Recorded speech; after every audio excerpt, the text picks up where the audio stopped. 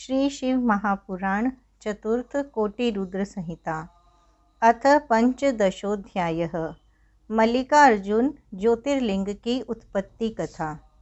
सूत जी बोले, हे ऋषियों, इसके बाद मैं मल्लिकार्जुन की उत्पत्ति का वर्णन करूँगा, जिसे सुनकर बुद्धिमान भक्त संपूर्ण पापों से मुक्त हो जाता है।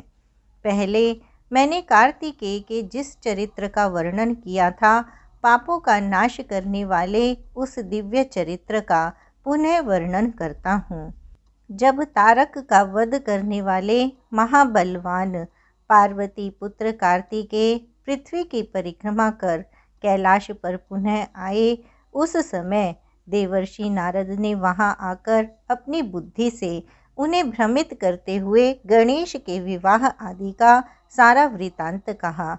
इसे सुनकर अपने माता पिता के मना करने पर भी वे कुमार उनको प्रणाम कर क्रौंच पर्वत पर चले गए।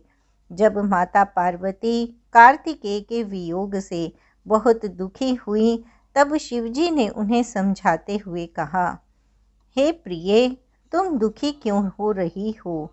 हे पार्वती, हे शुभ्रु, दुख मत करो, तुम्हारा पुत्र अवश्य लौट आएगा। तुम इस महान दुख का त्याग करो। शंकर जी के बारंबार कहने के बाद भी जब पार्वती को संतोष नहीं हुआ, तो उन्होंने देवताओं तथा ऋषियों को कुमार के पास भेजा। उसके बाद गणों को साथ लेकर सभी बुद्धिमान देवता एवं महर्षि प्रसन्न होकर कुमार को लाने के लिए वहां गए।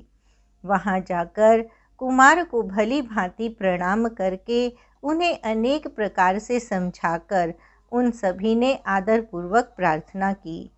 तब स्वाभिमान से उद्दीप्त उन कार्तिकेय ने शिवजी की आज्ञा से युक्त उन देवगणों की प्रार्थना को स्वीकार नहीं किया। तत्पश्चात वे सभी लोग पुनः शिवजी के समीप लौट आए और उन्हें प्रणाम कर शिवजी से आज्ञा ले अपने अपने धाम को चले गए। तब उनके न लौटने पर शिवजी एवं पार्वती को पुत्र वियोग जन्य महान दुख प्राप्त हुआ। इसके बाद वे दोनों लौकिकाचार प्रदर्शित करते हुए अत्यंत दीन एवं दुखी हो परम स्नेहवश वहां गए, जहां उनके पुत्र कार्तिकेय रहते थे। तब वे पुत्र कार्तिकेय माता पिता का आगमन जान स्नेह रहित हो उस पर्वत से 3 योजन दूर चले गए। अपने पुत्र के दूर चले जाने पर वे दोनों ज्योति रूप धारण कर वहीं क्रौंच पर्वत पर विराजमान हो गए। पुत्र स्नेह से व्याकुल हुए वे शिव तथा पार्वती अपने पुत्र कार्तिकेय को देखने के लिए प्रत्येक पर्व पर वहां जाते हैं। अमावस्या के दिन साक्षात शिव वहां जाते हैं तथा पूर्णमासी के दिन पार्वती वहां निश्चित रूप से जाती हैं। उसी दिन से लेकर मल्लिका तथा अर्जुन का मिलित रूप वह अद्वितीय शिवलिंग तीनों लोकों में प्रसिद्ध हुआ। जो मनुष्य उस लिंग का दर्शन करता है, वह सभी पापों से मुक्त हो जाता है और समस्त मनोरथों को प्राप्त कर लेता है। इसमें संदेह नहीं है। उसका दुख सर्वथा दूर हो जाता है। वह परम सुख प्राप्त करता है। उसे माता के गर्भ में पुनः कष्ट नहीं भोगना पड़ता है। उसे धन धान्य की समृद्धि, प्रतिष्ठा, आरोग्य तथा अभीष्ट फल की प्राप्ति होती है। इसमें संशय नहीं।